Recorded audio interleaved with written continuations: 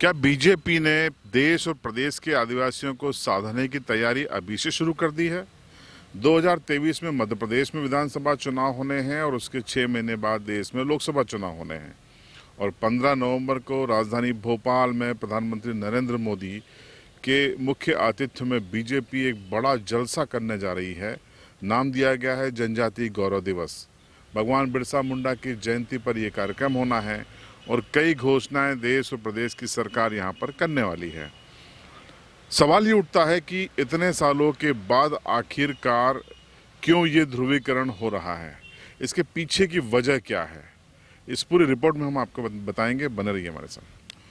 दरअसल पूरे देश में आदिवासियों की एक बड़ी आबादी जब बीजेपी के साथ आई तो बीजेपी को आदिवासी बहुल राज्यों में न सिर्फ सत्ता मिली बल्कि वहां से लोकसभा का टिकट भी मिल गया। बात अगर हम मध्य प्रदेश की करें, जहां पर 15 तारीख को बड़ा जलसा होने वाला है, तो मध्य प्रदेश में 22% आबादी और मतदाता आदिवासी वर्ग के आते हैं। हर 5वां नागरिक या मतदाता आदिवासी है। मध्य प्रदेश की 47 सीटों पर आदिवासी वर्ग का प्रभाव है, उनके लिए रिजर्व हैं, प्रभाव ज़्यादा सीटों पर है। और इतिहास ये बताता है कि इनमें से ज़्यादातर सीटें जो पार्टी जीत लेती है वो प्रदेश में सरकार बना लेती है। अब एक आंकड़े के लिहाज से आप इसको समझिए। दरअसल बीते 4 चुनावों का इतिहास ये बताता है कि मध्य प्रदेश में आदिवासी जिस तरफ जाता है उसके सिर पर ताज आ जाता है। 2003 की हम बात करें तो 47 में से ज़्यादातर सीटें बीजेपी के पास गई। नतीजा बम्पर बहुमत के साथ उमा भारती सत्ता में बीजेपी को लेकर आ गई। 2008 की जब बारी आई तब भी 30 से ज़्यादा सीटें बीजेपी के पास थी और शिवराज सिंह चौहान ने फिर से बीजेपी की सत्ता में वापसी करवा दी। बात 2013 की करें तो 2013 में फिर से 30 से ज़्यादा सीटें बीजेपी के पास थी और बीजेपी सत्ता में थी। लेकिन 2018 आते आते निज़ाम बदल गया। 2018 में 30 से ज़्यादा सीटें कांग्रेस के पास आ गई, बीजेपी 16 सीटों पर अटक गई और नतीजा मध्य प्रदेश में कमलनाथ की सरकार बन गई। बीजेपी को अच्छी तरह से पता है कि 2023 में अगर उसे फिर से सत्ता में आना है, पूर्ण बहुमत के साथ सत्ता में आना है, अच्छे बहुमत के साथ सत्ता में आना है, तो इन 47 सीटों में से 30 से ज़्यादा सीटें उसे जीतनी होगी।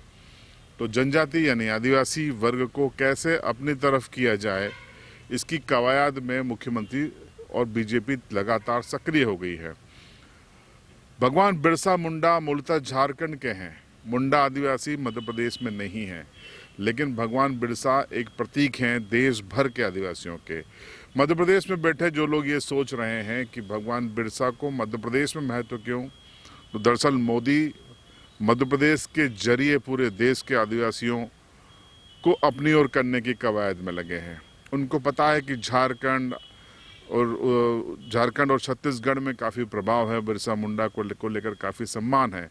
और बिरसा मुंडा का जो इतिहास है वो बीजेपी संघ की आइडियोलॉजी को भी सूट होता है। भगवान बिरसा मुंडा ने अंग्रेजों से संघर्ष किया था, वो अंग्रेजों के खिलाफ थे, तो साथ ही साथ अंग्रेजों की धर्मांतरण नीति के भी खिलाफ थे। तो यही चीज़ें, यानी कि एक राष्ट्रवादी नायक थे वो, और यही चीज़ें बीजेपी और आरएसएस की विचारधारा को सूट भी करती है। यही वजह है कि भगवान बिरसा मुंडा आज राजनीति के केंद्र में है।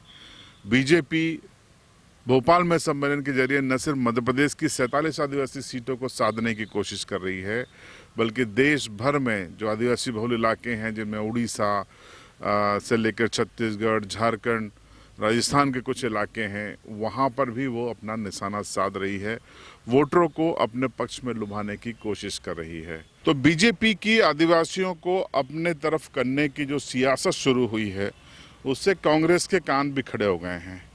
कांग्रेस अभी तक आदिवासियों के बीच में अपनी पैठ सीधे तौर पर नहीं जमा पाई थी।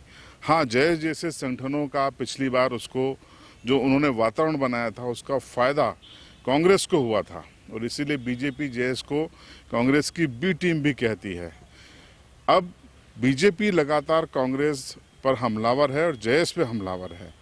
फिलहाल जेएस की ओर से मोर्चा संभाल रहे हैं डॉक्टर आनंद राय, और उन्होंने जनजातीय गौरव सम्मेलन पर कई सवाल खड़े किए हैं। सवाल ये खड़े किए हैं कि किस तरीके से ट्राइबल सब प्लान के पैसे का इसमें इस्तेमाल हो रहा है। साथ ही स्थानीय जो नायक हैं जैसे टंट्या भील, भीमा नायक, इनको भी सम्मान उतना ही दिया जाना चाहिए, इसकी भी वो मांग कर रहे हैं। तो सुनिए डॉक्टर आनंद राय को। क्या सिर्फ जनजाति गौरव दिवस मना लेने से इस प्रदेश का आदिवासी समाज का भला होगा? इस प्रदेश में जन्मे आदिवासी क्रांतिकारी टंट्या भील, भीमा नायक, शंकर शाह, रघुनाथ शाह, रेंगा कोरकू, बादल भोई, इन लोगों की जयंती कब मनाएगी सरकार? क्या इन लोगों की जयंती पर भी इसी तरीके से समारोह आयोजित किए जाएंगे? क्या इन लोगों की गौरव गाथाएं भी मध्य प्रदेश सरकार की पाठ्य पुस्तकों में स्थान पाएगी? मध्य प्रदेश में 5वीं अनुसूची का जमीन पर क्रियान्वयन कब होगा? पैसा एक्ट का जमीन पर क्रियान्वयन कब होगा? मैं माननीय शिवराज सिंह चौहान को एक फ्री सलाह दे रहा हूं कि यदि आपको आदिवासियों का वोट अर्जित करना है तो उनके विकास की योजनाएं बनाएं, उनके लिए अच्छे स्कूल्स बनाएं, जैसे नवोदय स्कूल बनाए गए, एकलव्य स्कूल बनाए गए।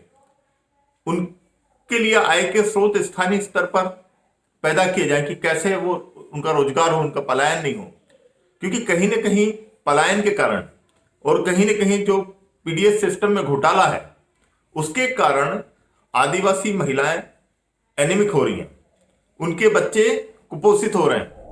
तो आपने जेएस का पक्ष सुना और अब हम आपको बताते हैं कांग्रेस का पक्ष।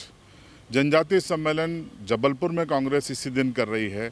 काउंटर करने की कोशिश है, कितनी कामयाब होगी अलग विषय है, देखने वाली बात है। लेकिन जो भोपाल में जनजातीय सम्मेलन होने जा रहा है उसको लेकर कांग्रेस ने भी निशाना साधा है। क्या कहा है सुनिए। ये 15 नवंबर को भारतीय जनता पार्टी प्रधानमंत्री नरेंद्र मोदी जी की अगुवाई में जो जनजाति गौरव दिवस मना रही है, ये एक शासकीय राशि का दुरुपयोग है और आम जनता जनार्दन के जो 13 करोड़ की राशि है उस राशि को ये जनजाति दिवस के रूप में मनाकर उस राशि का दुरुपयोग किया जा रहा है।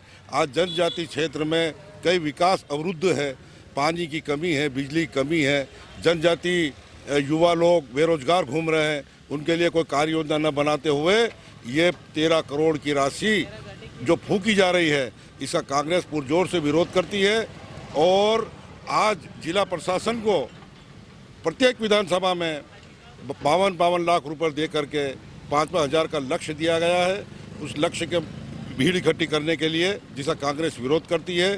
आज जन सुनवाई के प्रकरण, सीएम हेल्पलाइन के प्रकरण, नामांतरण प्रकरण के लिए लोग दर दर भटक रहे हैं। भोपाल में होने वाले जनजातीय सम्मेलन को लेकर कितने भी हमलावर जेएस और कांग्रेस के लोग हो जाएं, बीजेपी बेपरवाह है। बीजेपी का कहना है कि जनजातीय समाज के लिए जो भी कुछ किया है अभी तक वो बीजेपी ने किया है। उन तक सड़कें भिजवाई हैं, बिजली पहुंचाई है, शिक्षा पहुंचाई है, बुनियादी संसाधन जुटाए गए हैं तो बीजेपी की सरकारों में जुटाए गए हैं। और अगर आदिवासी समाज के नायकों को मान सम्मान अगर दे रहा है कोई तो वो बीजेपी की सरकार दे रही है। तो कांग्रेस को क्यों दिक्कत हो रही है, सुनिए क्या कहा बीजेपी के प्रवक्ताओं ने। 15 नवंबर को भोपाल में एक महासम्मेलन आयोजित किया जा रहा है और इसका मुख्य उद्देश्य है कि जनजाति समाज के जितने भी हमारे नायक हुए हैं उनको घर घर तक पहुंचाना, उनके बलिदान की गाथाओं को आम जन तक पहुंचाना, यही मुख्य उद्देश्य है। और मैं ऐसा मानता हूं कि ये पहला अवसर है कि जब इतना मान सम्मान जनजाति समाज के शूरवीरों को दिया जा रहा है। कांग्रेस का नाराज़ होना कोई मायने नहीं रखता है, इसलिए मायने नहीं रखता है कि जो काम कांग्रेस ने नहीं किया और कांग्रेस को अब आत्मग्लानि हो रही है।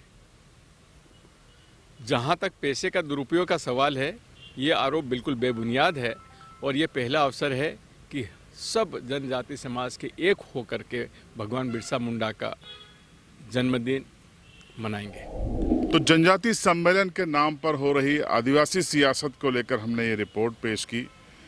कौन वास्तव में सम्मान देना चाहता है, कौन सियासत कर रहा है, कौन पिछड़ रहा है इस रेस में, कौन आगे जा रहा है और कौन आगे जाने की कोशिश में है, सब कुछ बताने की कोशिश की। कुल मिलाकर निचोड़ ये है कि ये 22% मध्य प्रदेश का आदिवासी वोट देश की और प्रदेश की अगली सरकार तय करेगा। देश का आदिवासी वोट देश की सरकार तय करेगा। तो क्यों न रिझाया जाए। सियासी दलों का और काम भी क्या है, वो उस कोशिश में जुट गए हैं और उसी कोशिश में कौन कितना कामयाब होगा ये 2023 और 24 के परिणाम बताएंगे। लेकिन लोकतंत्र में और सियासत में इस तरीके की सियासत करने का हक सभी पार्टियों को है और ये हक बाकायदा वो उसको बखूबी निभाने की भी कोशिश कर रही हैं। ये रिपोर्ट आपको कैसे लगी कमेंट बॉक्स में ज़रूर बताएं। चैनल को आपने सब्सक्राइब नहीं किया है तो सब्सक्राइब करें और बेल आइकन ज़रूर दबाएं ताकि आपको हमारे वीडियो के नोटिफिकेशन मिल सकें।